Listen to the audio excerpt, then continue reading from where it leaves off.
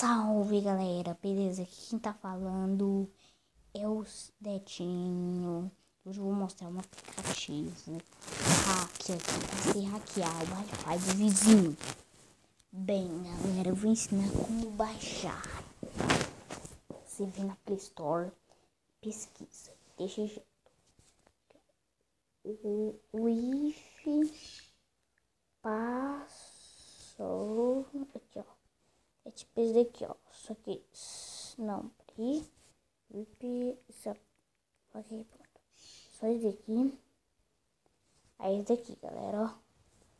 Esse daqui, velho. Você pode até ler os comentários. O comentário fala que ele é ótimo, ó. Perfeito para hackear. Deixa eu sair aqui. Olha isso. Vamos entrar nele para poder ver se a gente Wi-Fi. Bem, primeiro eu tenho que ficar perto da casa do vizinho aqui, bem. Ei, moto, filha da mãe. Bem, galera, eu vou ter que ficar perto da casa do vizinho aqui, né? Deixa eu levantar aqui, né? O que é isso mesmo? Ah, deixa eu ligar aqui. Bem, galera, eu tô perto da casa dele, que é isso, esse daqui, ó. Aí você vai apertar Auto Connect. O botão passou. Deu uma falhada aqui, mas tudo bem. Connect. What? Não tá conectado, velho. Velho. Aí. Deixa eu ver. Auto Connect. Deixa eu ver aqui. Aí, deixa pra passar. Tipo assim, você tem como aqui. Isso aqui é o que, velho? Não. Deixa eu buscar a rede.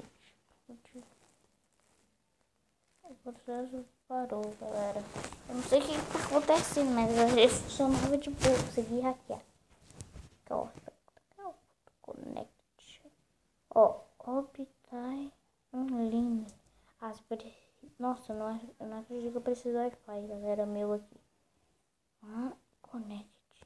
Conectar ele aqui. Deixa eu ver se ele vai voltar. Aí eu vou vir aqui, galera.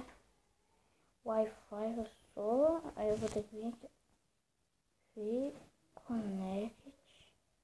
Aí, ó. Dica de connecting. Obtido antes para. Pronto, galera. Pronto, galera. Eu acho que já tá conectado ao Wi-Fi do vizinho, galera. Bem, eu acho que você já tá conectado ao Wi-Fi do vizinho. Bem, galera, eu fico por aqui. E tchau!